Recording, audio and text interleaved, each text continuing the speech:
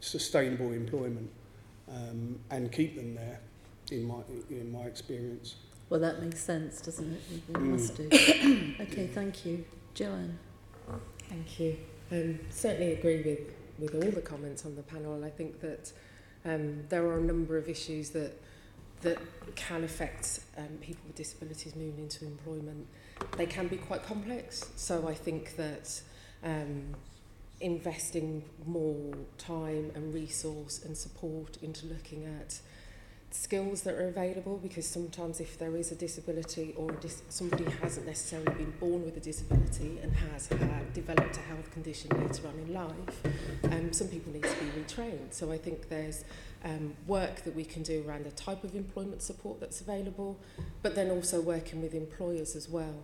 And I think that while the disability gap in London is slightly healthier than the rest of the country, there are quite a few disparities in terms of looking at that disability gap across boroughs. So I think people are affected by gender and age and also the area that they live as well. So it's sort of there isn't necessarily one answer. I think it's multiple things, but certainly looking at intervention at an earlier stage from school right the way through to employment support, but then also what happens if people's health conditions fluctuate. And I think that more agile support is really important from the employment support point of view, but then also from employers as well. So the investment in helping people moving into employment is important, but then also what happens after that as well. Lovely, thank you. I'm sorry, Diane, most of it has been said. Is there anything else you'd like to add to that? I'm afraid so. But yes, I do agree with everybody who's already spoken. And as has been alluded to, there is the pretty entrenched disability employment gap, but multiple gaps within that. So people with learning disabilities, the employment rate's only about 6%. So I think it's really important to recognise those multiple gaps as well as the headline figure. I'm coming from this perspective of working with employers and businesses predominantly, and in our experience a lot of the less enlightened businesses have a lack of understanding about the breadth of disability and will tend to think about wheelchair users and certainly physical disability and won't understand the sort of breadth of the candidate pool that's available. Equally, because of lack of confidence of people for asking for the support they need, so declaration rates, if you like, may mean that disability is underreported in the workplace, but may also mean that people fall out of work because they are afraid of the sort of stigma of asking their employer for the support they need. That's also coupled with the fact that there isn't a consistent means of measuring disabled people in work, so different definitions, and going back to the cultural piece, I think was already been mentioned, whether people feel comfortable in talking about that in different workplace environments. There's also a lack of understanding and awareness of some employers, certainly, of adjustments that can be made under the law, so things like being able to offer a work trial legally as a reasonable adjustment to someone who might struggle in a traditional interview setting. I mean, all these points, of course, are sort of huge ones that we can expand on. And one particularly that we find is that there's a very, very low level of awareness of redeployment as a reasonable adjustment. So if somebody acquires a disability or health condition, too often they will then fall out of work rather than having a conversation with their employer about maybe changing duties, reduced duties, or complete redeployment, which could mean they are able to stay in work. Coupled to that, lack of awareness of access to work, which can be a brilliant support, but the cap is also an issue. So although the cap has been raised, it's a big issue for people requiring human support. So again, typically people with learning disabilities who might need a job coach or support worker, or also people who need communications or interpretation support. So as somebody said in a recent consultation with us, you aren't going to employ someone who can only talk to their colleagues 3 out of 5 days a week because that's all you can afford in terms of sign language interpretation. The link between education and work has also been touched upon. I learnt an interesting thing preparing for this a couple of days ago, that apparently on average disabled graduates have better degrees than their non-disabled counterparts, but far lower outcomes when it comes to work. And so they then tend to go on to either pursue further studies or fall into the welfare system at that point. But if they go into further studies, it means at the point when they come out, they're very well educated, but the gap between them and their peer group in terms of work experience is even bigger than it was before. Employment support as well. Employment support programs focus very much on the individual, and of course that's important, but employers need to be engaged much earlier on. They're too often kind of an afterthought, really, right at the very, very end of the process. And we also find that with the changing world of work and the changing kind of jobs that are entry-level jobs, that the support that's available via job centres or via job coaching programmes needs to keep pace with the skills and entry-level jobs that employers are looking for, particularly in a world of increasing automation. So the types of entry-level jobs that used to be there as sort of standard, many of them aren't there. I would echo the points about infrastructure, so transport, social care, also health and getting referral, and sometimes people are off sick for a very long time because they're trying to get health diagnosis and then that to be joined up with their employer. To finish on a slightly more positive thing, I have really noticed in the last maybe 4, 5, 6 months our members really starting to talk about recruitment. So before, their main interest was retention and ageing workforce and making sure that people didn't fall out of their workplace. They're now saying with record levels of employment generally, we need to reach the broadest possible talent pool. So how can we do that? So I think at this point in time there's an opportunity. Well, that's good to end on good news on that a little bit. Thank you. Joanne, you mentioned that London's slightly better. So the next question, and I'll just put it out to whoever wants to answer. Why do you think that London is doing slightly better? Any views on this? A couple of guesses, really. I don't pretend to know the answer, but I think we do have a slightly younger demographic, and I think that might have an impact. And just some of the advances in access and inclusion around education, etc., I think that's probably, you know, having an impact, and that's showing. But again, our concern from the Disabled People's Rights Movement and user-led organisations is a lot of that is under threat at the moment, a lot of those advances. I also think as well that, so having worked on employment support programmes across the country from all the way up north through to London, I think that some credit, or a lot of credit, also needs to be given to the transport system, because it is easier and more accessible here compared to, say, some other areas across the country, particularly when you think about areas that are maybe more rural, or the transport system isn't directly connected to larger employers. So you might have, for example, a city that has 2 or 3 really large employers that employ thousands of people, but they might be on an industrial estate that if you don't drive, you can't access. So I think that the connectivity in London is better, and I do think that contributes to it. I don't think that's the only thing, but it feels to me like... It's certainly not where it should be, but it is. I accept it's better than anywhere else. Any other ideas? Well, I think, as Joe has sort of alluded to, the breadth of opportunity, the huge variety of businesses of all shapes and sizes and sectors in London is unparalleled, so that's got to provide greater opportunity. I would also hazard a guess that London is much more diverse, generally speaking, much more forward-thinking, much more multicultural, and I would guess that logically that would extend to more progressive attitudes around employing a diverse candidate pool, including disabled people. Okay, all right then. Just one final point from me, just to reference the Resolution Foundation report on employment published recently, which found that disabled people account for, I think, one of the largest groups moving into work over the last few years, but actually moving into self-employed, low-paid roles. And I think there's an abundance of those in the gig economy and others around London, which might be one of the reasons as well. Okay, that's helpful, thank you. I'm going to hand over to my colleague Andrew now, who's going to answer. I think you give us a good overview of what the challenges are in people with disabilities finding work.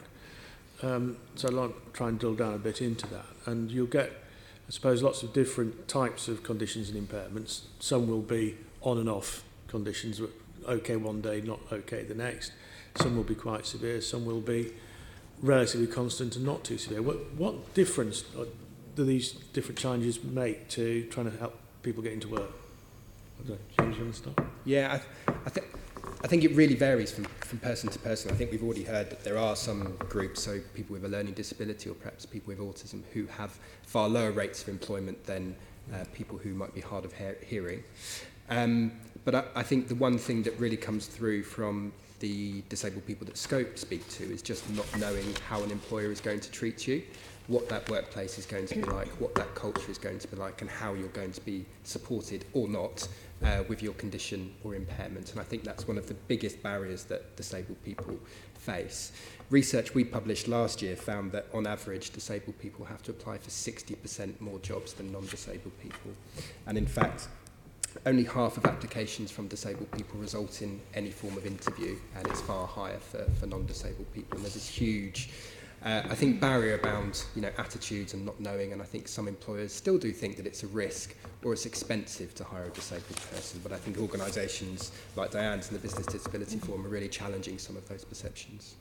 I know, John, you want to come to that? I know when I was looking at learning disabilities some time ago, the evidence we had then when I was in Parliament was that once somebody got a job with learning disabilities, they were actually more reliable and gooder, better employees than the mainstream. We try not to generalise when we're talking to employers about that, but yeah, it is a selling point that we've noticed, and we've often approached employers that have high turnover of staff, and people with learning difficulties have plugged that gap and have stayed in jobs because, you could say that's a really good thing and a strong business case for employing people, but you could also say that we're putting a sort of ceiling above people and not allowing them to progress and to have aspirations to move up, the career ladder. So it's kind of a double-edged sword, really. But yeah, that in my experience of working with young people with learning difficulties, once they're in a job that they enjoy, they'll stay, and they'll do it really well, and they'll be consistent and reliable. Yeah. I mean, we're going to get some questions about employers later on, but it seems to me that one of the key issues is reliability, and if somebody gets a job and they're found to be reliable, that overcomes one of the real barriers. Am I wrong about that? I think reliability is a really important characteristic, full stop, across all employment. But I think, from our perspective, it is the kind of lack of knowledge, lots of kind of myths around disabled people and for disabled people about what they can and can't ask for. There's a lot of ignorance still out there on employer side, but also disabled people about what what is a reasonable adjustment, what they can ask for, what they can do confidently. Just having a conversation about your access needs is really hard, and it's hard on a personal level, but when you're doing it with your potential employer or your new employer, there's a lot riding on that. So there is so much to do around enabling employers to understand good practice, share that good practice, and also support disabled people to be more aware and confident. And I think that's at the heart of it. Can I just comment on your reliability point, which I agree with. It's about people proving themselves. And we find that the things that employers really worry about, and they may or may not say this, are the cost of employing someone. So at a recent consultation, somebody said, I may not be looking for the best candidate of the job, but rather the best candidate of the job that I can afford. And that's particularly true when it comes to deaf people who need a sign language interpreter. That is a real issue. And then across the piece for employers, they worry a lot about performance management and attendance management. And when they actually ask us about that, that's great, because we can say, you can performance manage someone with a disability in just the same way as you would someone without a disability, as long as you have removed, and you're sure you've removed all the barriers that are related to that disability. There's no reason why you can't pull people up for not doing a good job if it's nothing to do with it. And equally, busting some of the myths around attendance. Somebody who has a learning disability or is a wheelchair user or who is deaf is no more likely to catch flu than anybody else. But if they don't actually get to the point where they feel safe to ask those questions, then they'll still find excuses not to employ people. So just continue on employers' position. So that's cultural, or are the work conditions that are barriers that stop people getting work? Sorry, is it primarily a cultural thing with employers? Are there are there work conditions that employers may set that stop people finding work? I think, well, again, I think there are lots of things within there. I think culture is really, really important, and that's got to be set from the top. So somebody senior saying, actually, we want to have a diverse workforce, and that includes disabled people, and I'm going to be looking throughout the workforce and holding people to account. We see continuously that makes a real difference in driving change. The second thing that makes a difference in driving change is sort of practical support and confidence of line managers, because often the people doing the hiring aren't the HR teams, they aren't the senior people, and they don't know what to do, and they're afraid of doing the wrong thing, so they do nothing. I think there are some very specific things that can really help around the recruitment process. So there are all sorts of ways, sort of right through from attraction to people applying, that can inadvertently create huge barriers, whether it's looking at a job ad that doesn't reflect someone like me, or says you've got to be a team player and someone who has autism, or there's a requirement that you have to have a driving licence, which probably the person putting the job description together didn't mean to exclude people, but has inadvertently, all the way through to inaccessible online portals, whether that's that they're not compatible with a screen reader, or that actually they have algorithms that pre-sift people who have a gap in their CV, for example. So there are all sorts of ways that we can engage and practically support employers, but they have to be receptive to changing the way they do things. You'll get some questions about support later on. Last question from me really is about training. Now, London's got a higher skilled economy, and it may be so counterintuitive that London's better than, although albeit marginally, than the rest of the country. How do people with disabilities get access to training that will help them improve their job prospects and indeed career? Who wants to take that one? Joanne?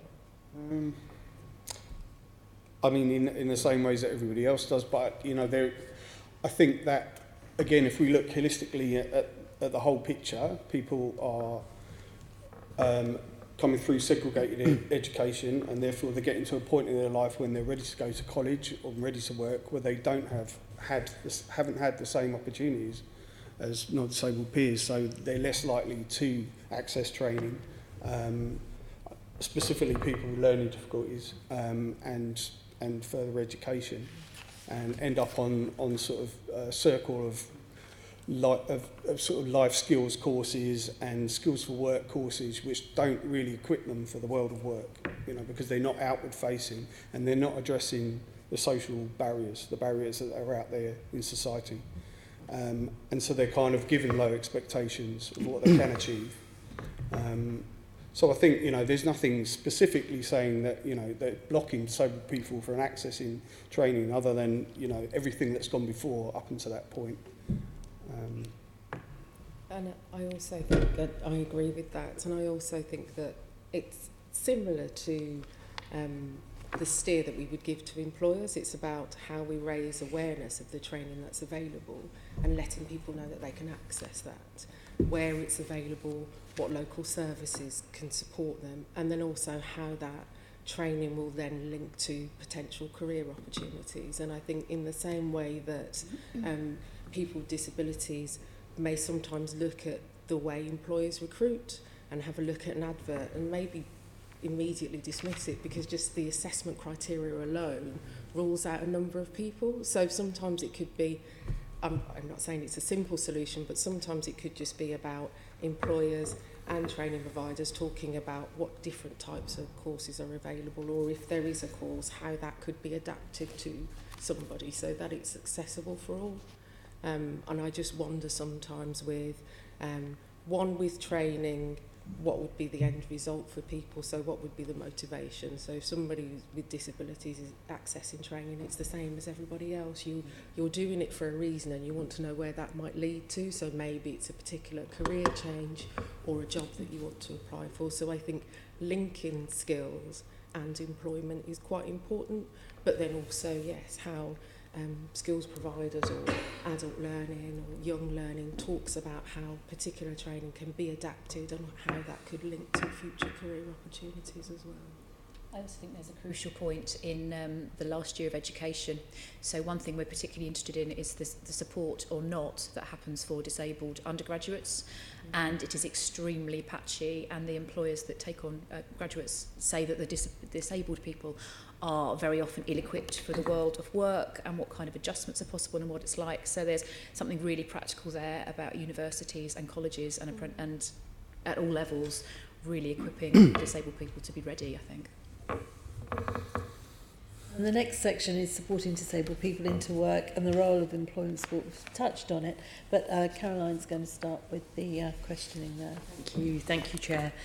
Yes, and I think sort of first of all it's important to just think, what actually is employment support. And I don't know, James, whether you would be able to just give us almost like a definition of employment support. Try. What is employment support? I think it's probably four things. So I think it's advice and guidance on looking for the right opportunity, whether that's full-time employment or training or something else.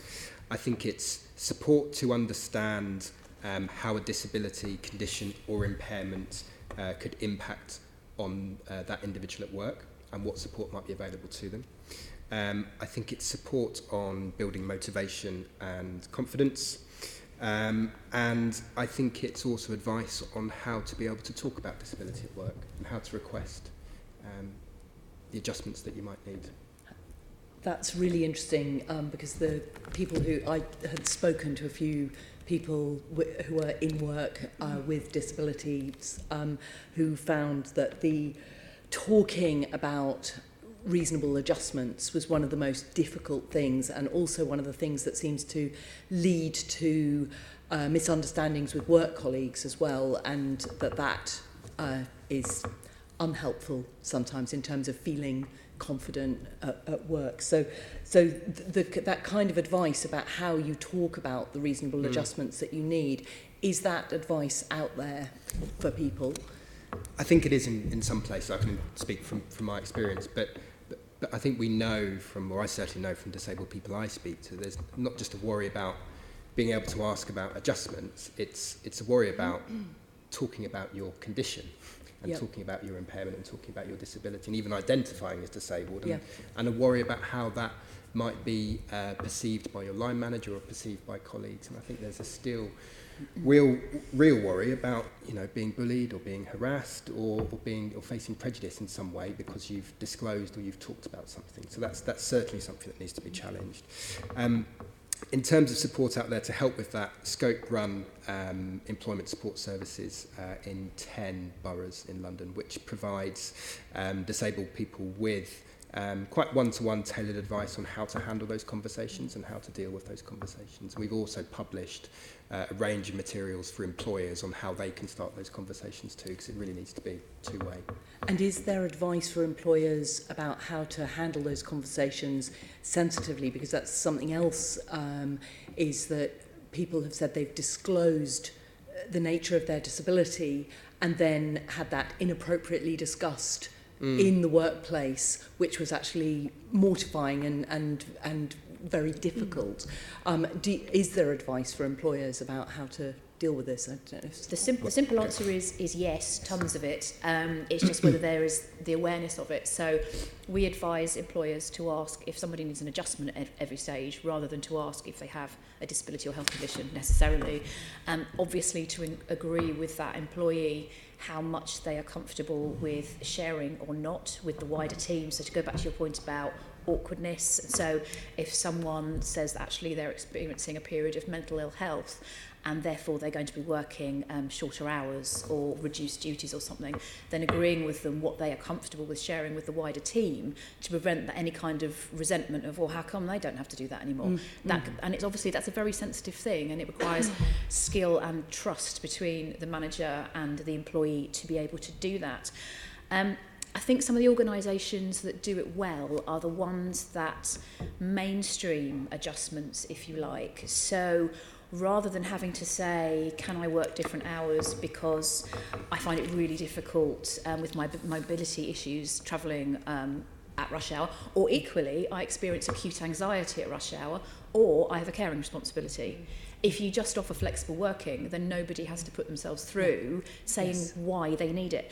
And we're starting to see organisations going beyond that and saying, we'll offer productivity tools. So you don't have to have a formal diagnosis of dyslexia, say, to get speech-to-text software. If it will help you do your job more effectively, we'll let you have it. And obviously, some organisations can fund that more easily than others. And the one I'm thinking of who's gone a long way in this, but it's a good example, Barclays. Up to a certain point, they let employees self-serve for adjustments for bits of kit, whether it's technology or chairs. And we had an interesting discussion about whether they were worried about whether that would lead to abuse of the system. And then we thought, well, unless you decide you want to buy all your family speech-to-text software for Christmas, why on earth would you? So it's those organisations that are trusting their employees to do the right thing and to ask for the support they need that are actually getting the benefits. Mm-hmm. Does anyone else want to add anything? Yeah, I Yes. think it's really important when we look at employment support to do it from both ends. So it is that package of support for disabled people, but it is also that support for employers. I mean, one of the things that we emphasise in the work that we do is also the importance of peer support. And there are very few opportunities for disabled people to come together to share their experiences, share knowledge, share tips. And that's really important part of kind of increasing knowledge and confidence and just being able to navigate that kind of journey. Is that kind of peer support, are you imagining that within a workplace or amongst people within one workplace, I suppose for bigger organisations, but for people working in smaller organisations, where might they get that peer support? I think kind of peer support is an amazing resource, whatever the situation. So we use it within the support that we provide to disabled people that are looking for work. But I know, and we're going to get onto that, talking about kind of, you know, what does a really good 21st century employer look like? And it's those employers that will set up opportunities for disabled staff to meet together, you know, have a disabled staff network and actually genuinely work with that network around addressing, you know, bringing them in to review policy and just really having them at the heart of the organisation. So, but peer support is really crucial. Mm-hmm.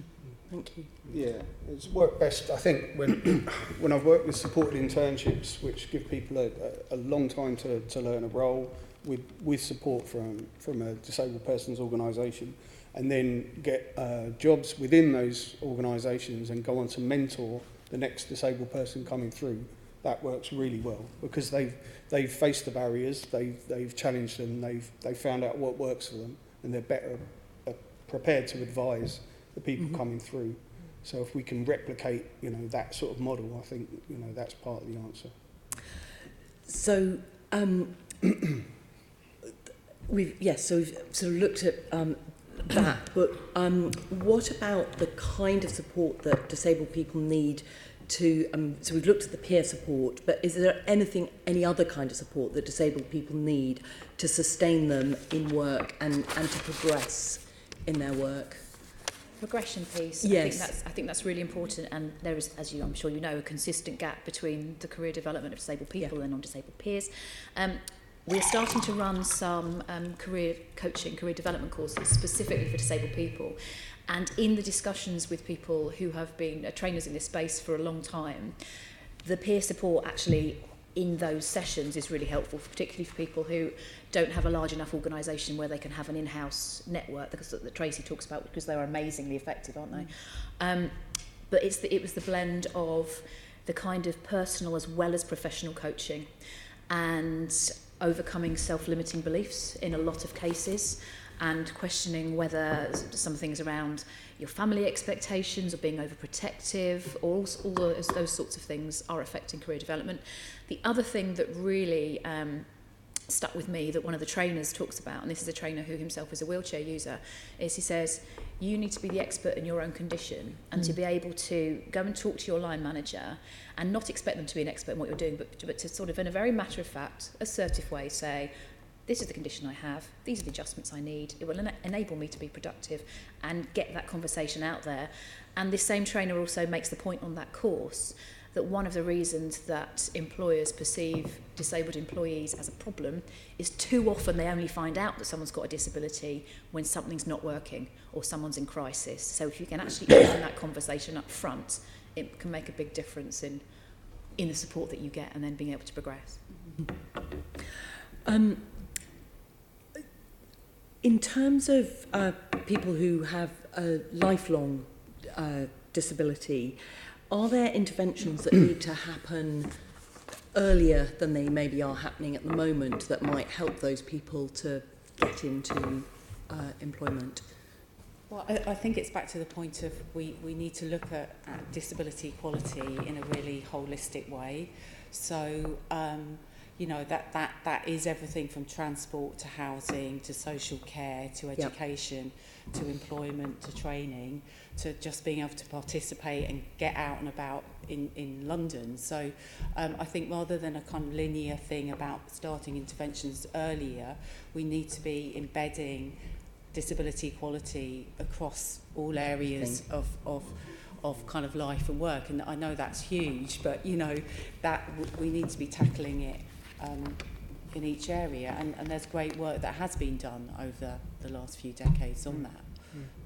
I also wonder as well whether it's worth looking at the length of time that employment support is available, because employment support for people with disabilities, well, for all people, particularly if you're long-term unemployed, but for people with disabilities tends to be focused at the front end of the journey. So looking at how they're accessing services, what skills are available, what training might be needed, and then for various reasons, either whether there are limitations on organisations that are providing the resource or limitations on funding, that support is usually only available for a period of time.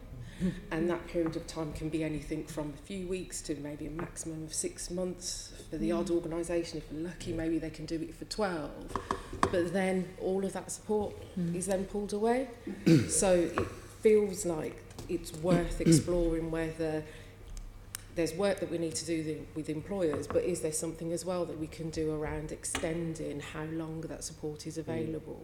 So if we're working on how people can be empowered to have those conversations and receive coaching, can that carry on for longer, 2, 3, however many years, I don't know, but it feels like there's something there that we could look at in terms of how agile employment support is now and talking about it through the entire journey rather than there's lots of people and local services and support helping here, but then once people are in work it slowly moves away, and I think that can be quite difficult. Yeah, that's something that we're looking at, and we're piloting a scheme this year to kind of address that unmet need, because that we've kind of noticed that is the biggest unmet need. There are lots of pre-employment support programs, there are lots of supported internships which do really good work and have high outcomes to get sober people into work, but then that support is not sustainable. So 3 months into that job, then the support starts to tailor off.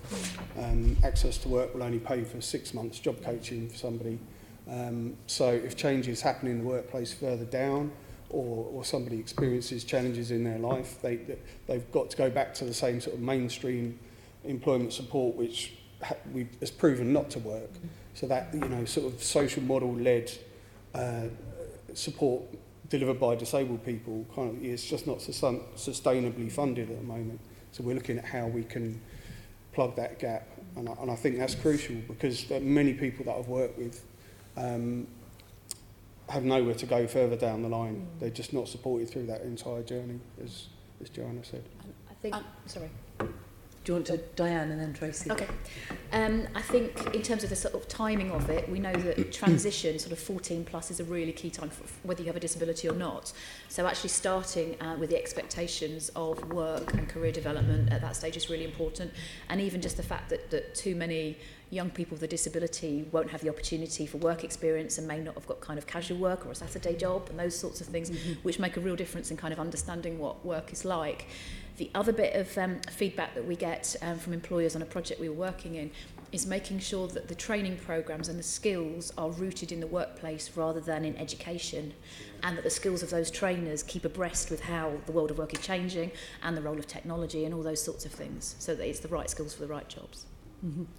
Thank you. I mean, yeah, just to add, I think access to work is a vitally important component on this. And we just produced a report with disabled people on their experiences of access to work, and we've got a whole kind of report just on the recommendations for improvement, because at an individual level, access to work is becoming an increasingly poor experience, and there's a huge downward pressure on people to reduce their packages, accept inappropriate support, have caps on packages, still really unacceptable waits before you get any support just at those first few weeks in a job.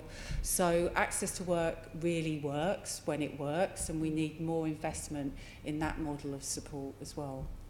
And we would like to see it extended actually, so that employers can access to work as well, because at the moment it's via disabled people, but I think we want to encourage employers to identify the barriers that are operating in their workplace and be able to seek advice and possibly support to address them, not wait for a wheelchair user to be employed to then realise that they have to change some physical structure. Is there a kind of employers, good practice mark or something that employers can aspire to in terms of being a good employer for disabled people? Well, I understand from the briefing that there is a question around the Disability Confidence Scheme, and I mean, kind of in principle, we think something like that is important, but frankly, I think when you look at the kind of the reality of that scheme, it feels a bit like window dressing. I think, you just self-assess, I think, until you get to kind of stage 3 of this disability confidence scheme. And I think there's just been a recent assessment that showed that for all of the employers signed up, I think it equated to less than each employer employing one disabled person. So I think what we're seeing is a bit of a tokenistic thing where employers just sign up to this scheme. They don't really need to do anything more. So that needs teeth, and it needs to be resourced. And I think there's a wider question about disabled people's rights as workers, as disabled people, and employers' duties. And we need to kind of have a culture of more actively embracing that as well, I think. Sorry, I may have strayed into the next section of questioning, but... sorry, before you come on to the next question, yes, we want to bring in Fiona and Jeanette. Have you finished with those questions on that? Yes, I was going to then move on to 2.2, yes, but okay, sure, thank you. It was on this area of the kinds of support disabled people needed when looking for a job. We actually looked at this to a certain extent with a report we did a few years ago on how the voluntary sector could help people back into employment. And what we identified was that obviously people need, that there's people that are relatively easy for some of the work programmes to get into work, and that left people behind who maybe needed a bit more intensive support. How easy is it in terms of, is there a postcode lottery across London in terms of if somebody lives in one borough, they're more likely to get the type of support they need, or that very much sort of more bespoke level where they'd get very individual care and the type of sort of ongoing care that you've described? Yeah, definitely. I think there are London boroughs that score much higher on disability employment than others, and that can only be the level of support that's available in that borough. I mean, it could come down to particular employers, large employers in the boroughs, but yeah, definitely. And I think, the boroughs where there are deaf and disabled people's organisations delivering social model-led employment support, I think, you're going to have much higher rates, because they're not looking to cream off the least disabled people, because they're easier to get into work because they get results and keep the funding coming in. It's about supporting people individually according to the needs that they have. Because I think we looked a bit in that report, I can't remember exactly, I think we looked at the funding model and the fact that the entirely by results model was discriminating against people, and I think we have looked at that on a number of occasions with some of the pieces of work we've done, particularly in this committee, around sort of the approach people get to sort of payment by results. Sometimes, understandably, people want to demonstrate that there's value for money, but it does sort of then discriminate against people who actually sort of need that more intensive support. So I think it'd be quite useful to explore that a bit further, I think. There's also an issue around the skills of work coaches within Job Centre Plus, which is very variable, and they are expected to work with a very, very wide-ranging client group, and inevitably some of them are better at supporting disabled people than others. So my question is to Diane, and it follows on from something Joanne has just said, that vital point about it just doesn't make sense to me that you have a package of support for someone with a disability. That disability is not going to go away, and therefore you limit it to a time period rather than it being, if you like, organic, because things change and learning is by repetition and all sorts of stuff.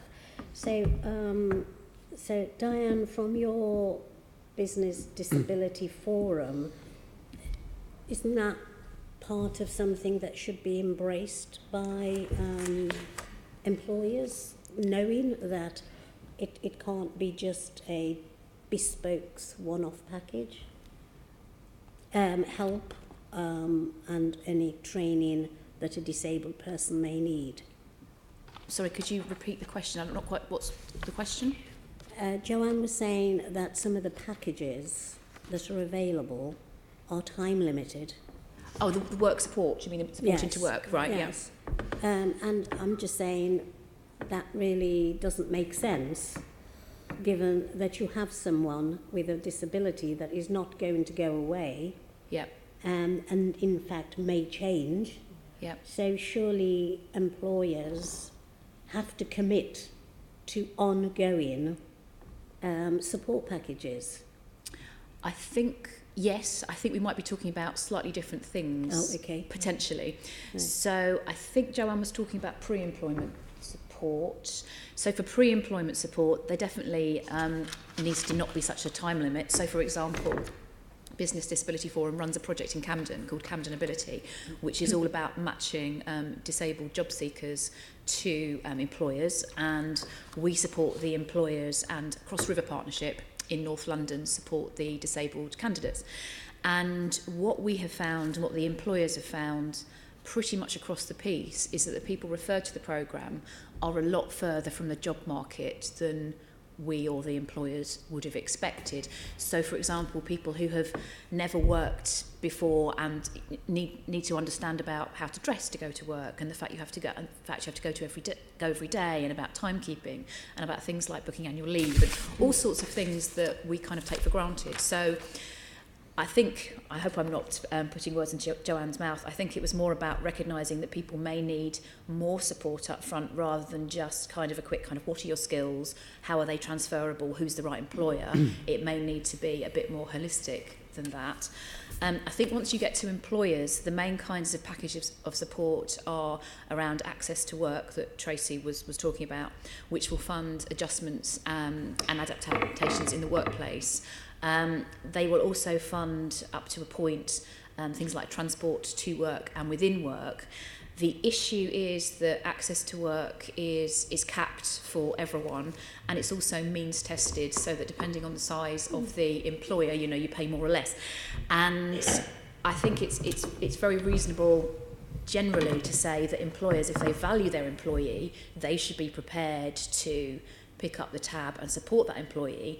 The reality is that sometimes the gap in funding, so looking at the gap in the cap versus for sign language communication for someone who is a BSL, speaker is their first language, could be looking at a gap of £30,000 per person per year. So then, although morally you would say to the employee, this is a good person, you want to keep them, actually practically £30,000 is a lot of money. and they may struggle with that. And there's also an added issue around the cash flow, in that generally speaking the employer has to pay for the adjustment up front, and it can take a long time for the funding then to come through from Access to Work, even if it does cover the whole cost. So even though an employer may want to do that, the practicalities may be impossible. Thank you, Caroline. Go So sort of moving on to look a bit at the benefit system, and how things like statutory sick pay, employment and support allowance, and the personal independence payment, just the ways in which those parts of the benefit system are or aren't supporting disabled people into work. And I wonder, James or Tracey, if you'd like to start on that. Yes, I mean, the benefit system is hugely important. It is a social security, and we have serious concerns about the impact of welfare reform on disabled people in terms of, you know, the kind of perverse consequences of actually moving people further away from employment, which is what research is showing on issues around conditionality and sanctions, but also, you know, just more and more disabled people are experiencing deeper and more persistent poverty.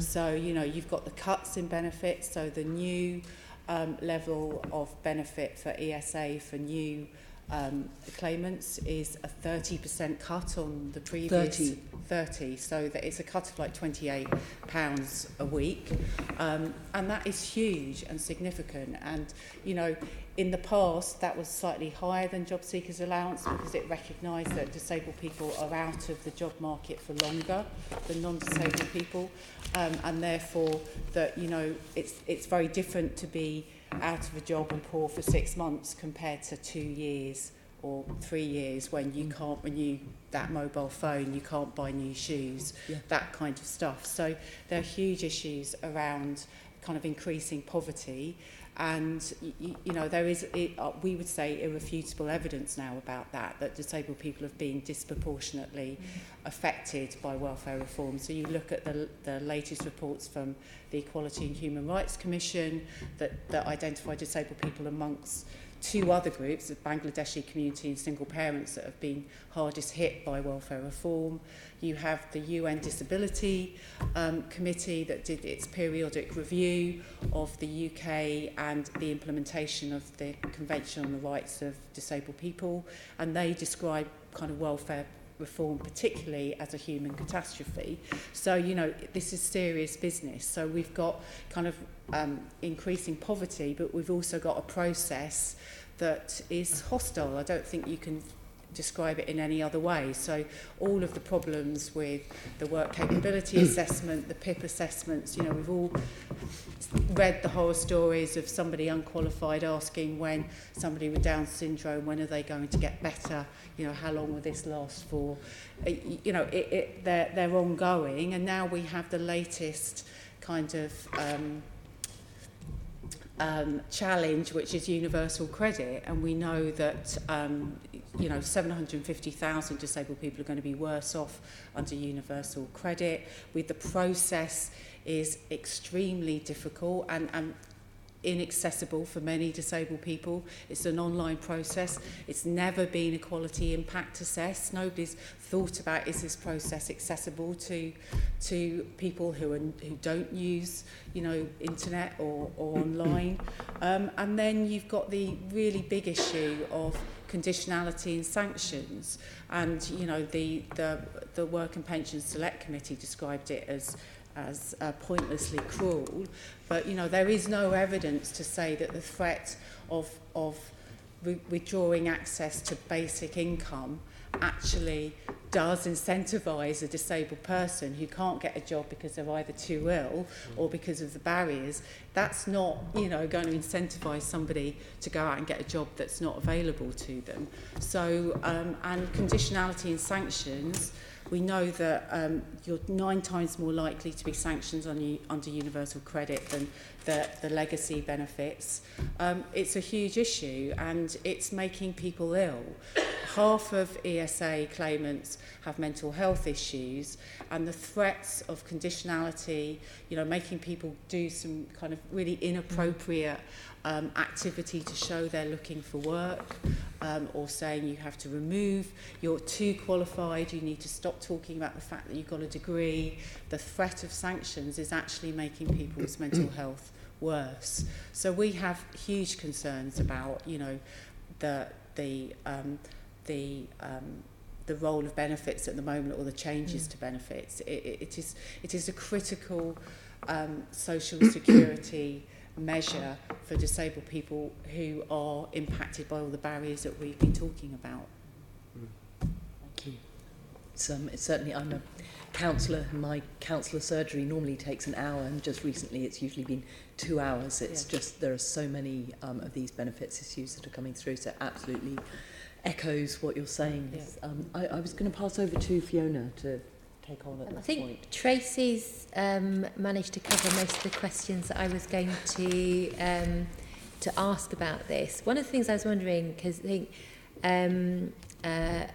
I've been raising sort of issues around universal credit and some of the sort of sanctions and delays and things like that with the Mayor, and asking him to then sort of raise it with the government. Do we have a model of what we know works from other countries? Because I think one of the issues is that there's so much evidence that what the problems are with the system currently. It would be quite helpful for us to have a model of what we know works from somewhere else, or what we know has worked in the past, to argue both with the evidence for what is going wrong with the system currently. And I've sort of had a conversation with someone who had severe mental health issues because he'd had to wait a year to get any money on PIP when he sort of become disabled. And I think that the system's broken, but what should we be arguing for to replace it? And that's a massive question. I think within the disabled people's rights movement, we are thinking about what would an assessment process look like that comes from a social model of disability. Yeah. At the moment, we have a really kind of crude, kind of medicalised functionality thing that isn't done properly and not done with the appropriate skills. But what we really need to do is have an assessment process that looks at the barriers, that includes the barriers that somebody faces. So it isn't simply that, I can't use my left arm. It's not about how many bags of potatoes I can pick up or not. It's about me and the interaction in society and the particular barriers that I might face. So there are I think it's something that we need to work on. But I think there are some principles about, recognising that for groups of people who, are excluded, actively excluded, and are actively still experiencing discrimination and prejudice, and therefore are excluded more often from the job market, that we have to, recognise that and put in support to support them, as well as tackle those barriers. And we know, and Scope's done work on the additional costs of having an impairment, whether that's heating, washing, and we have to recognise that, and those are principles that has to be personalised. It has to recognise the additional costs of impairment and the consequences of being excluded often from the job market.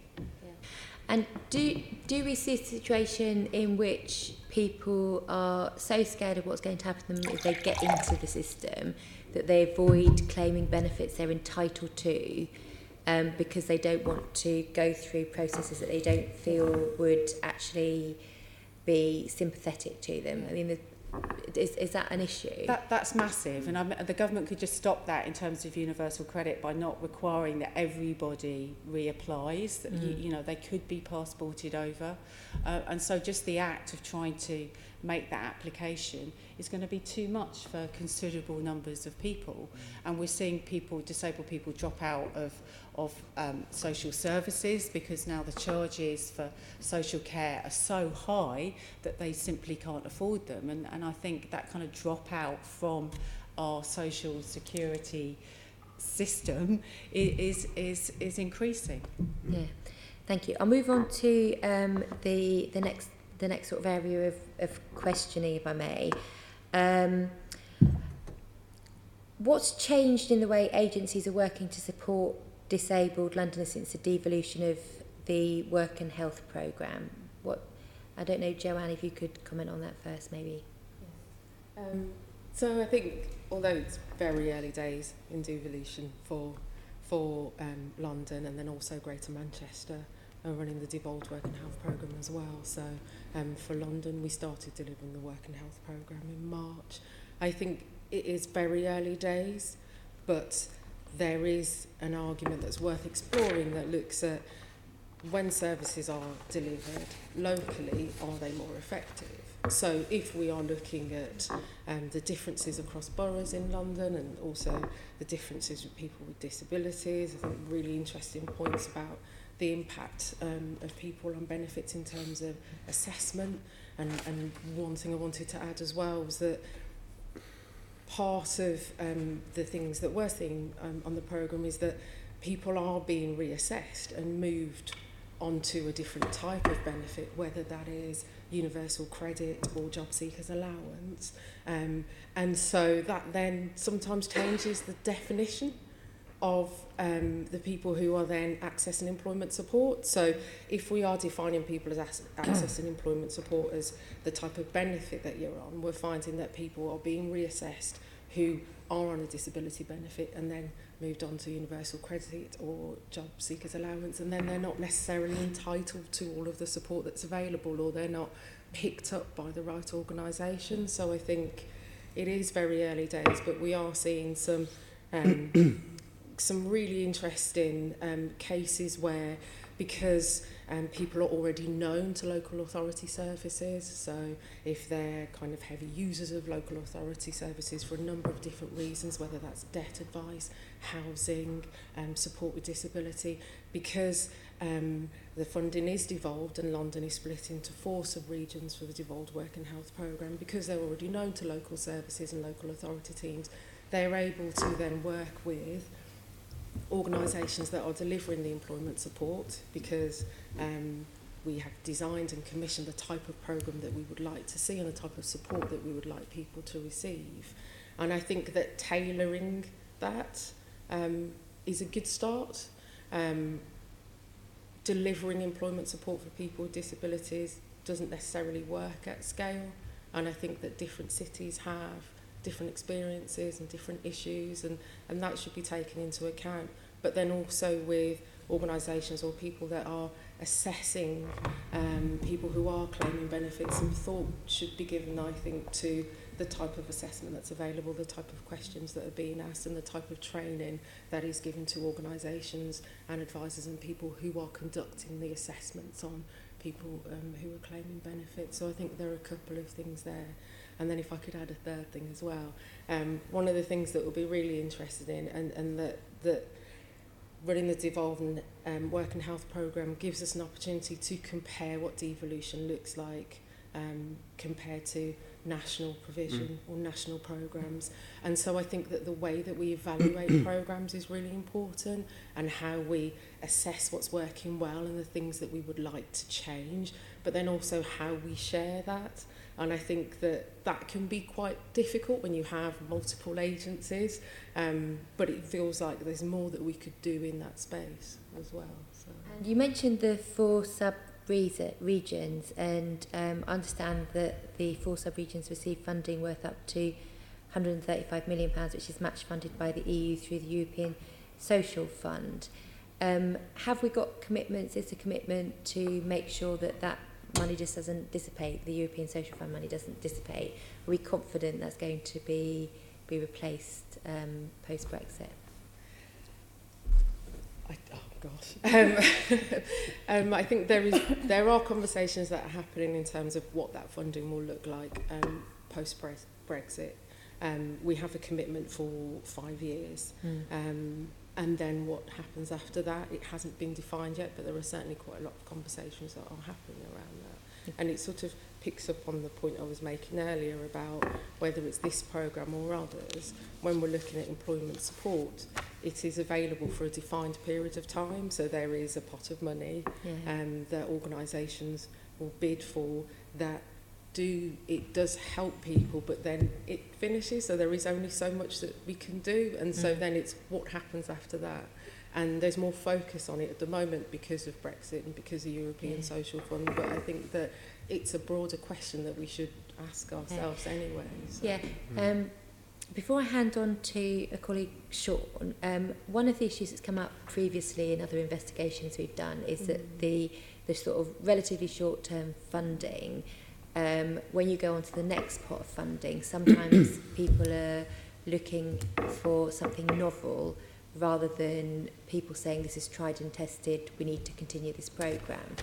Is there a risk that because the funding's always in sort of relatively short-term pots, the next lot of funding will always be looking for something new, and actually we probably know what works and we just need to find a way of finding sustainable funding over a longer period of time? Is that a reasonable point? James, you're nodding, so don't really want to come in. I totally think it is, yeah. I think, employment support programmes, systems have been in existence for 40, 50 years in some form or another.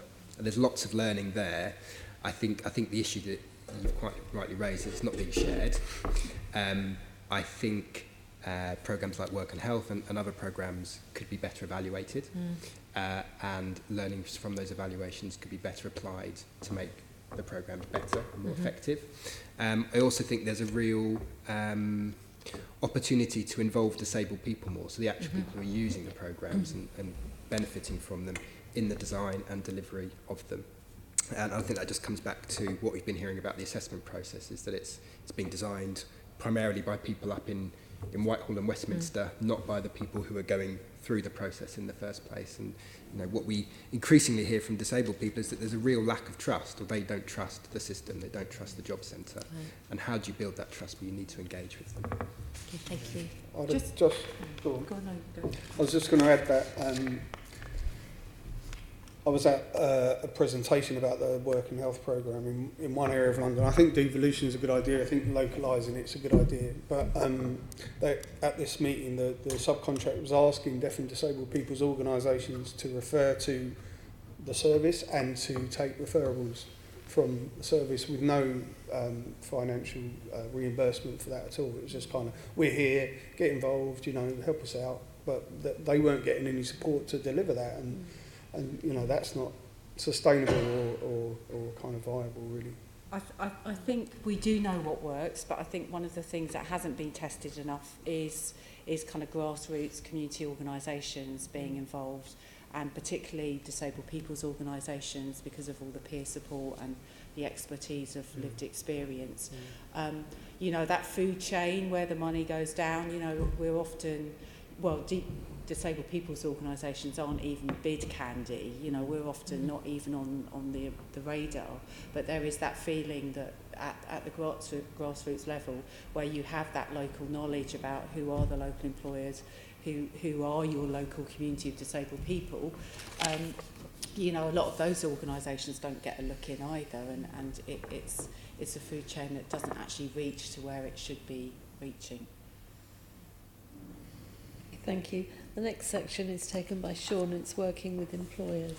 Sean. Afternoon. I'm going to concentrate initially on what support, what in your experience, Dean, I'll start with you and anybody else want to chip in. What support for employers works best in your experience to help employers sort of change their culture and start to think about how they can support disabled people into employment in their own business?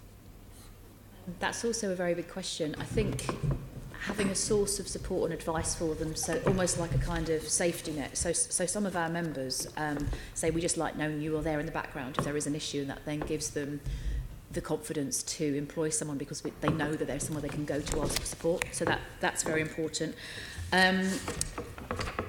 I think there's a huge thing around awareness right across the piece of some of the practical things that employers can do, and that's a process of education and awareness, and I don't think there is a particularly quick fix. So it goes right from understanding the breadth of disability and not thinking that it's just, as I said at the beginning, physical disability or wheelchair users, but there's this huge breadth. I think then there's understanding the fact that there's this really untapped talent pool, and I know we're going to go into the section about how the mayor can help, but just amplifying those messages around that this is a talent pool that you're missing out on.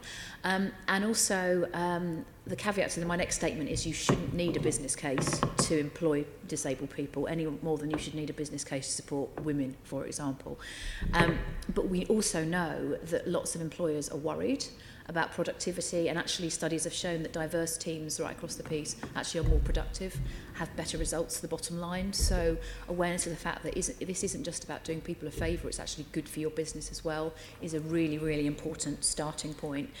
And then once the kind of hearts and minds are changed, and the importance of culture, I think, can't be underestimated, you still then need that practical support. So I talked before about inadvertent barriers. You could have somebody who thinks, I really want to employ disabled people, but doesn't realise that something they're putting in a job description or a question they're asking an interview or minimum entry criteria is a huge barrier. And it's a real exercise about questioning what you're asking for, because I often say this to people, we've all been there when someone in our team has resigned and we think, I can't afford a vacancy there, I've got to get it filled as soon as possible.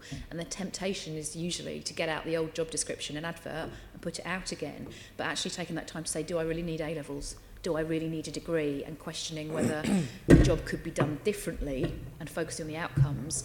That's the point where there could be a real opportunity to change the whole pathway, which means that a disabled candidate would have a much better chance of getting the job. And then support throughout the whole sort of phase of the employment process. So access to work has been touched upon. Access to work has many flaws, as Tracey sort of rightly points out, but equally, done well, it can be transformational. And yet so many employers I talk to have never heard of it. The DWP itself refers to it as its best kept secret. So there's loads that needs improving, but that can be transformational in meaning that somebody can have a job or not. So I think there's a huge amount that needs to be done in terms of awareness and changing kind of attitudes and understanding. Can you give me an example of any employer-led programme, initiative or practice that you've come across that could be scaled, that could be just made aware of to make other employers see that it's possible? I think there are lots of different things that collectively are good at just making people think differently. So some specific examples. A couple of our members run apprenticeship schemes, particularly for people with learning disabilities. So one that particularly springs to, well, we mentioned both actually. One that springs to mind initially is National Grid. And they have a programme of taking on people with learning disabilities and their members of staff, then training them in their own roles. And they have found that to be a very positive experience in people then moving on to paid employment, those young people with a learning disability. But the knock-on benefit has also been in a workforce where typically people have been in post a very long time and may have become less engaged, that they have then kind of re-engaged with their own job and got more motivated just through the process of showing someone else how to do it, which is interesting. Another good practice around learning disability, so completely different, Manchester Metropolitan University, they run a year-long internship programme for young people with a learning disability aged 17 to 24. So they get to try different jobs within the university, so it's a big campus site, so there's everything from catering to facilities to post to, you know, what, you name it really, which has again been very positive in terms of transitions.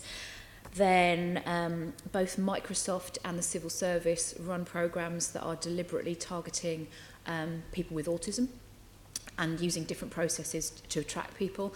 And Microsoft was interesting in that, and lots of tech companies recognising they need those skills.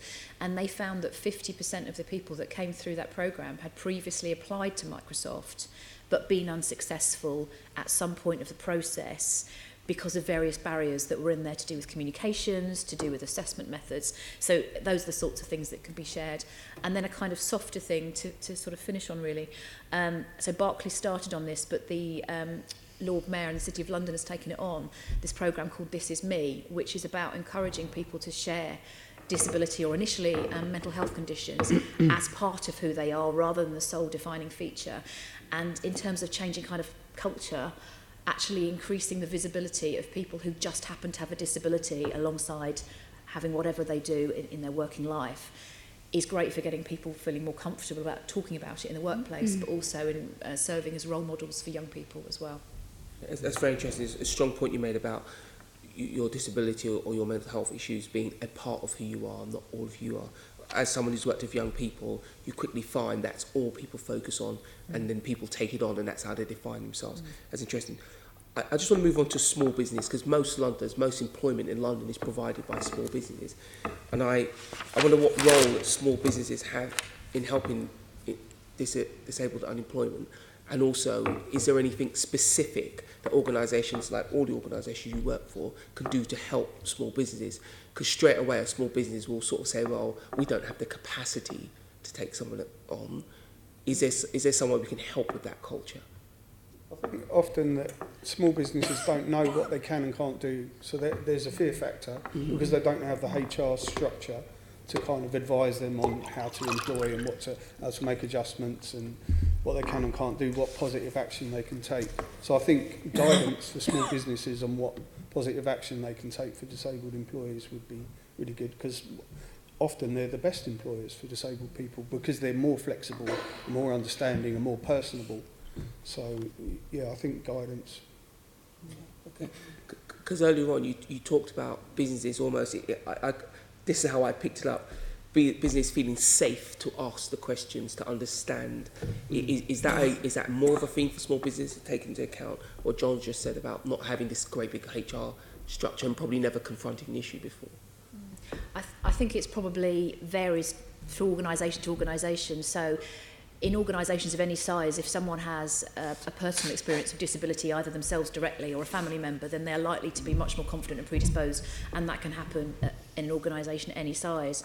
I think what John says around infrastructure is very true. For the big organisations, I equally think that flexibility for the smaller ones is very true. So before I joined this organisation, I worked for another organisation that worked directly with people with learning disabilities, and actually it was generally the smaller employers that could say, yes, okay, we'll take someone on a placement next Monday, and didn't have to do all the clearance and go through the HR machine and no, sorry, everyone has to go through this check.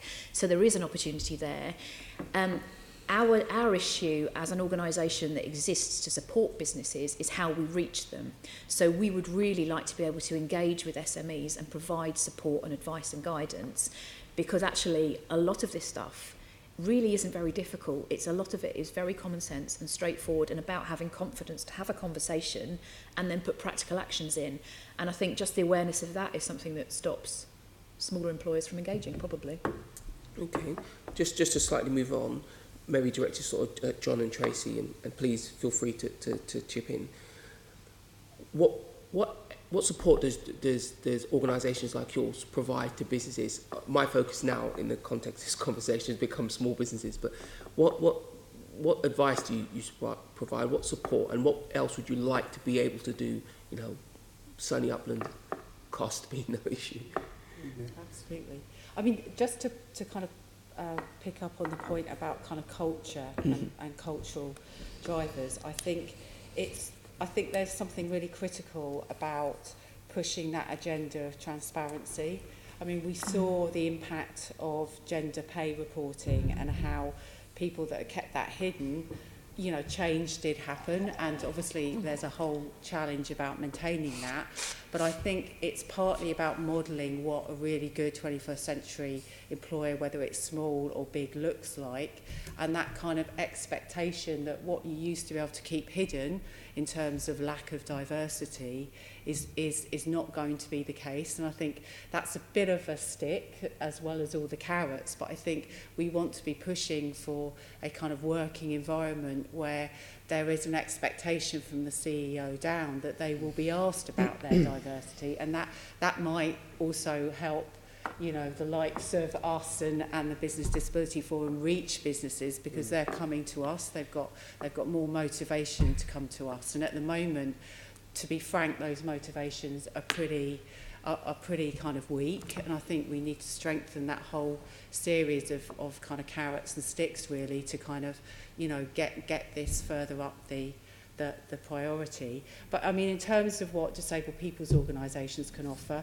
we do, and DPOs, disabled people's organisations, do huge amounts of work locally to raise awareness about, you know, the needs of the local disabled community, but also what barriers are. So to kind of work with local business about how you make your shop front accessible, how you produce your menu in different formats. You know, there's a lot of disabled people's organisations provide disability equality training, and you know, we do, and we're actually doing some for Transport for London, which is fantastic. So there is that kind of that lived experience and that expertise that can change things through training, through facilitating conversations. A big kind of function of local community DPOs is just kind of facilitating those links between decision makers, service providers and disabled people, getting everybody in the same room, you know, because it doesn't happen. You've got to make that happen. So there's a lot of that facilitation, communication, raising awareness, and you know, as well as kind of often quite bespoke consultancy around audits, you know, auditing your premises, your communication systems, and doing training. So there's a hell of a lot we can do if we're, you know, facilitated to do it and supported. Sean, can Fiona just come in quickly? It was just on the point that was raised around the pay gap and sort of diversity, and I think there was part of a question earlier that I wasn't sure we'd sort of covered effectively, and it felt like a good point to bring it back, which is about progression once people have actually made it into a job. They've maybe got a job they feel comfortable in, they've got an organisation that's supportive potentially, but it's difficult to then move on to the next step or move up and across to a different organisation.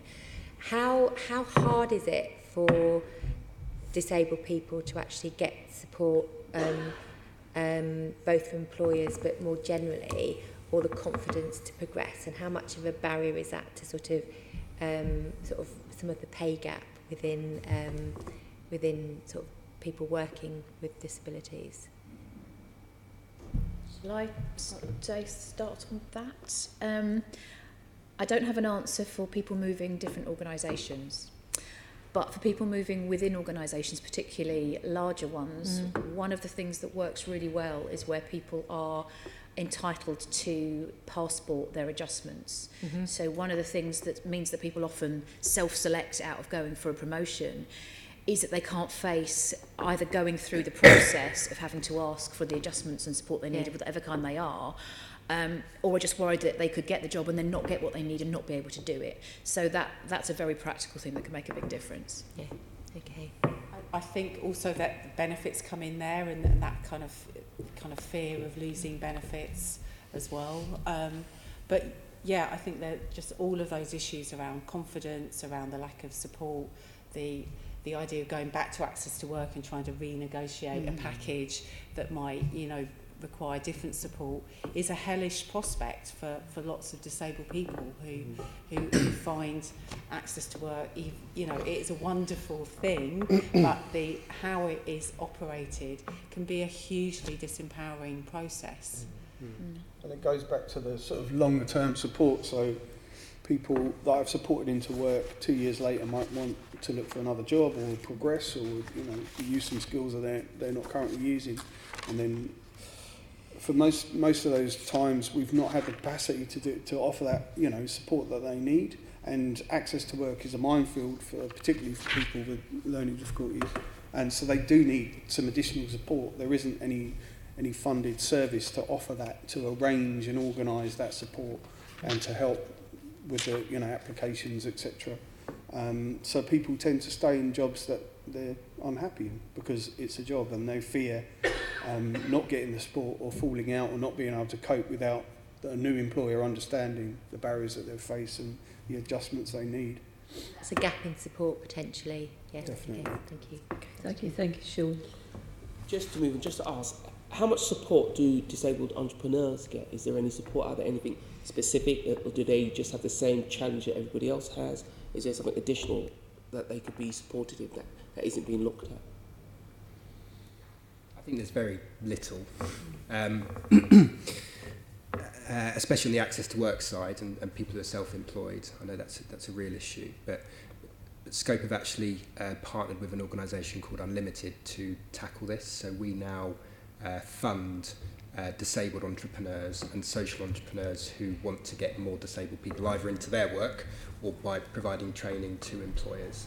And we provide, over the next 3 years, we're going to be providing 24 entrepreneurs with up to £10,000 per year and 50 entrepreneurs with up to £1,000 per year to help us tackle the disability employment gap. But from a disabled entrepreneur's point of view, my understanding or my experience of speaking to some people is there isn't that much information or support out there.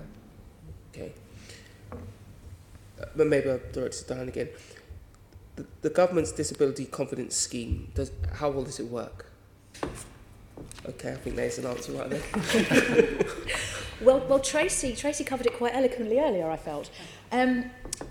So, disability confident, in theory at least, has a good idea in terms of raising the visibility of disability, and it certainly has done that amongst our membership, and it's become something which quite a lot of organisations we work with think we need to have that. So there are 3 levels of it, as I'm sure you're aware, and the 3rd level has to be accredited, and we do some of the accreditations.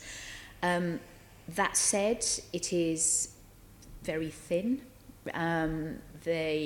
You could achieve certainly level 2, if not level 3, without having ever employed a disabled person, because you just have to have the policies and processes to do that. So we kind of see it as potentially a step in the right direction, but it needs to go an awful lot further. It's a very small It's a very small step. So disability confident committed is the first step, and it's a badge. It's kind of putting your hands up saying, okay, we want to get better at this, but that's all it is. There aren't any resources, well, maybe 1 or perhaps 2 that sit behind disability confident. So organisations that actually want to get better at this then need to come to organisations like mine or Tracey or James's to actually kind of get practical support on, all right, well, we've said we want to get better at this. What does this look like? We have our own accreditation called the Disability Standard, which goes a long way beyond disability confident. That said, it would be too much of a leap for someone who's never thought about it. So there is definitely a need for something that's entry level, but I think there needs to be a stronger progression, stronger kind of evidence base, and there's got to be some evidence base around actually having employed disabled people, or at least, having met someone with a disability would be a start. But there is some value there. There is some value, but it needs to be a lot stronger, I think. You could see improvements being made. Yeah. So, to everybody, what incentives could be offered to firms to encourage them to recruit and retain disabled staff, to really believe it, to be involved, to want to make that happen? I mean, as I said, I think there are those kind of modelling what a good employer should be doing. And I know the Mayor's doing some work around the kind of good work standard, or and that expectation and transparency are really important. So reporting is vital. I think there is, I'm kind of undecided still about things like tax breaks and whether you would kind of reduce your employer NI contribution. I'm not sure how that would work, and often you can get into kind of quite cynical uses of these kind of incentives that, again, you might find a couple of disabled people shoved in the photocopier room, and that's their kind of, quota done or that incentive done. So I'm not sure about that, but I do think it's about, modelling what a really good employer in this century should look like, and that is about diversity, it's personalisation, it's about the flexibility to meet everybody's reasonable adjustments, and a kind of transparent culture that recognises that, there is a talent pool that in this case disabled people, that's not being tapped, and you're going to perform much better if you reflect the communities that you're serving. Okay. Equally, we sometimes get asked about positive action, and we say that if you've identified that you've got a group of people, whether it's people with a learning disability or whatever, that you find are falling through your practices, then absolutely fine, you know, have positive action around that. Targets are much more problematic.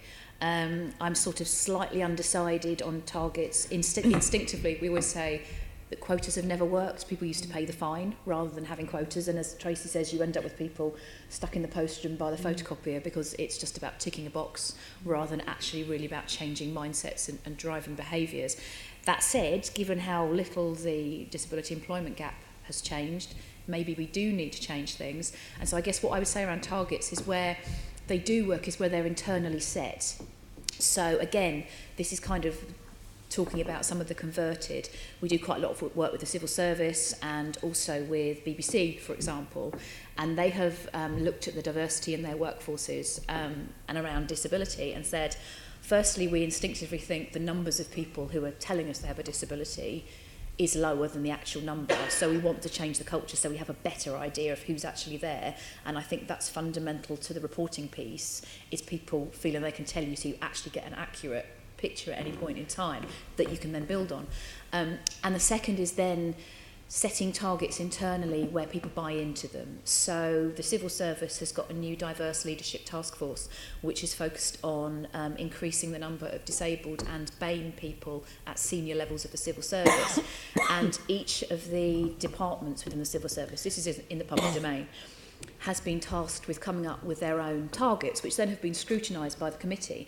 But because they've set them themselves and it's targets for improvement, they own them, and then that begins to drive change and practice. And of course, only time will tell whether they work, but I think that's a lot more positive than externally imposed targets. In that last example you gave, is there any example of the committee challenging the target, you know, a very soft target, very low ambition? It would seem like the committee would challenge that, but does that really happen? Because if your organisation comes back to you and says, oh, we only want to do a little bit of this, who's going to rock that boat? Well, in this case, and this goes back to the point around senior leadership, so the task force is chaired by the Chief Executive of the Civil Service. And I can't remember specifics because, you know, there was this huge, great big graph with lots and lots of different figures on it. But going through and he'd be saying, or various people would be saying, well, that's higher than I would expect. Why is that one so low? That seems a bit unambitious, or actually that seems, given the current trajectory, that seems, where have they got that figure from, what are they basing it on? So there was a level of scrutiny.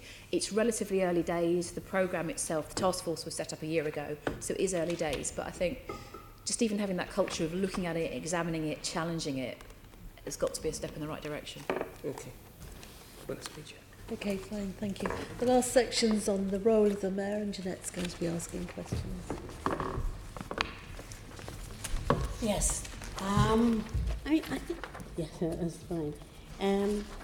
Can I just start by saying thank you so much for what you've been telling us today. And always we're looking to hear what you would like from the mayor.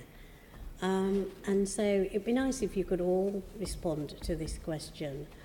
You know, in terms of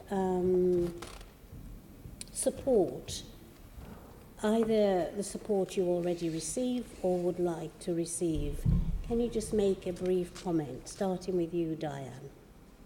See, funding's always nice. But more seriously, I think the stuff that we've talked around about the infrastructure around work, I think the mayor has got a huge role to play around that.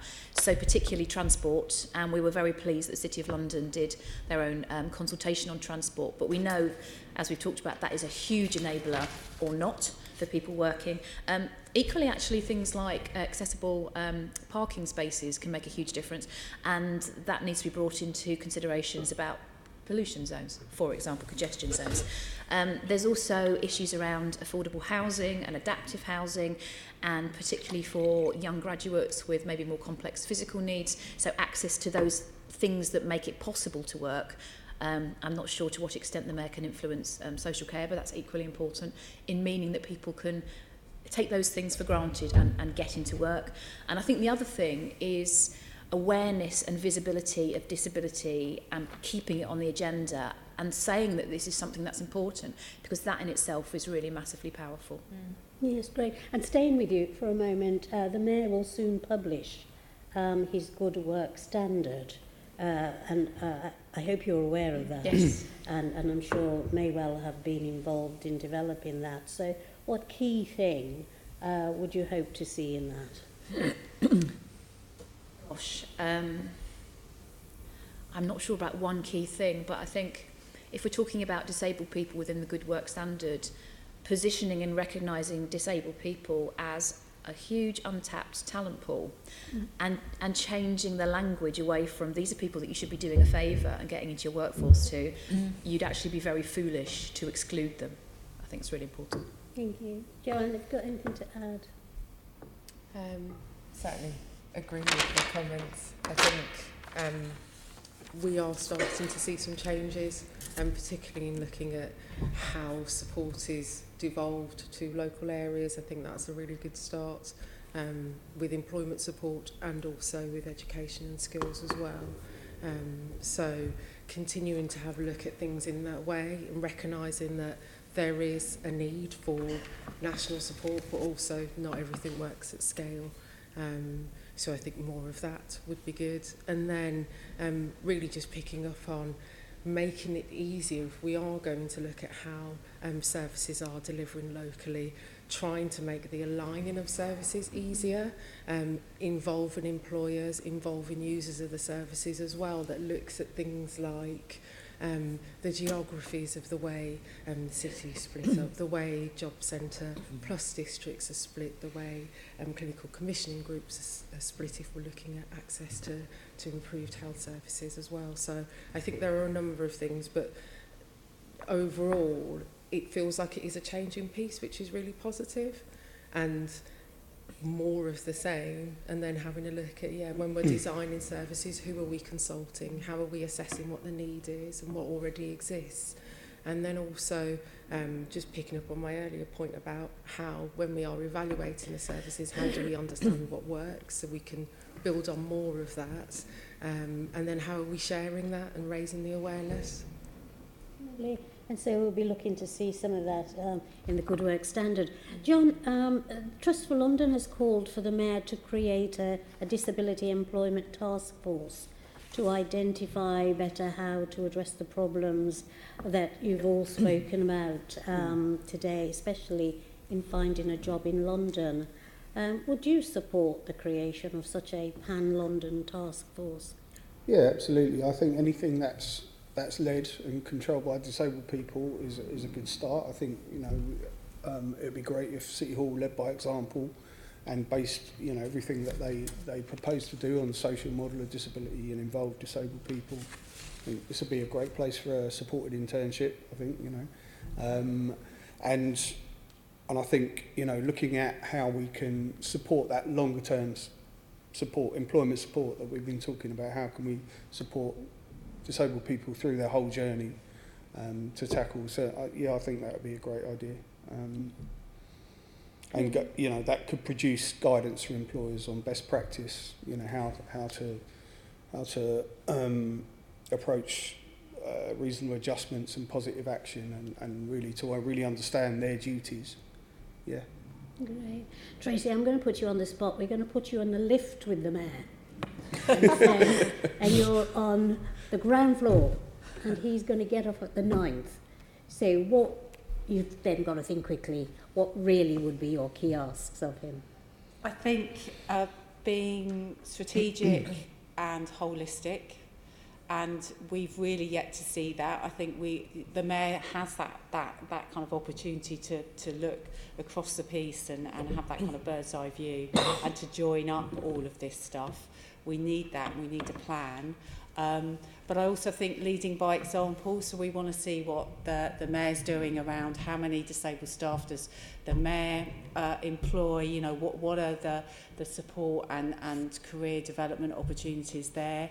And finally, using the Mayor's influence to champion our communities, but also through kind of contracts and leverage and procurement, you know, the mayor has an opportunity to kind of ask those tough questions about diversity within the organisations that they're giving money to. So I think there's a lot that could be done there.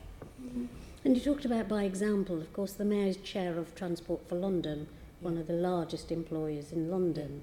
So we would expect to see some good practice there, wouldn't we? Yeah, and I mean, we're working with a fellow DPO organisation called Transport for All, and we are providing a range of disability equality training for London Underground staff, both managers and frontline staff, and getting great feedback. They're an amazing staff team to work with, and we want to see that kind of disability equality training rolled out, because that enables people to think differently and to start to kind of approach this issue in a very different way. Yeah.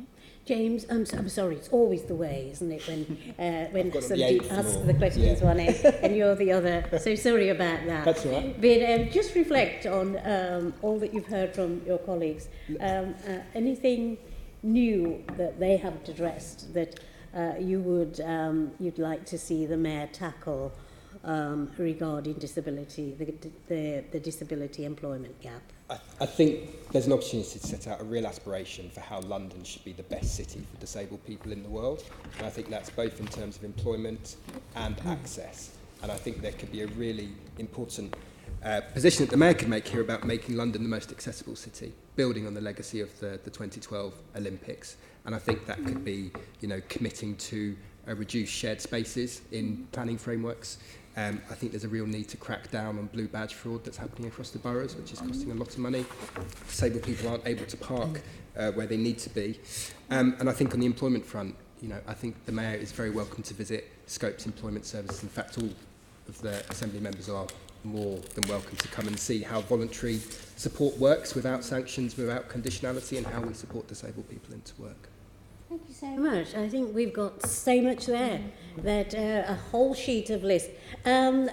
Just quickly add something, Diane, that you haven't heard? It was just on the task force, the creation of a task force. I think something that has the prominence and visibility that is headed up by the mayor, I think is very welcome.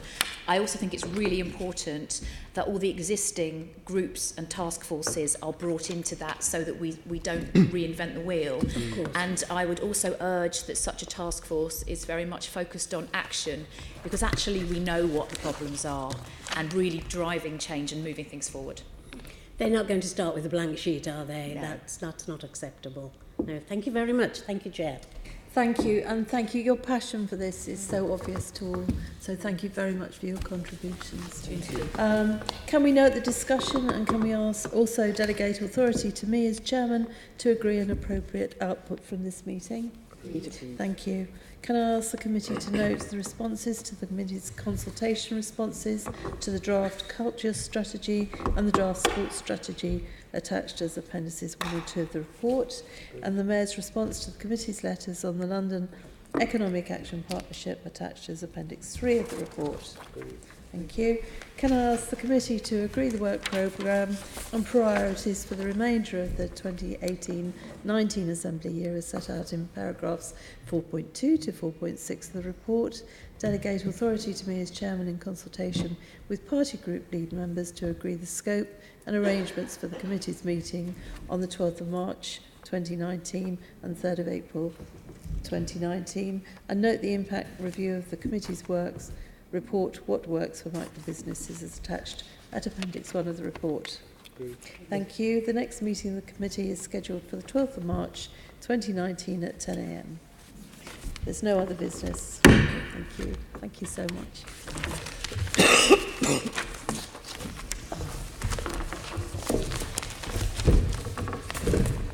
GLA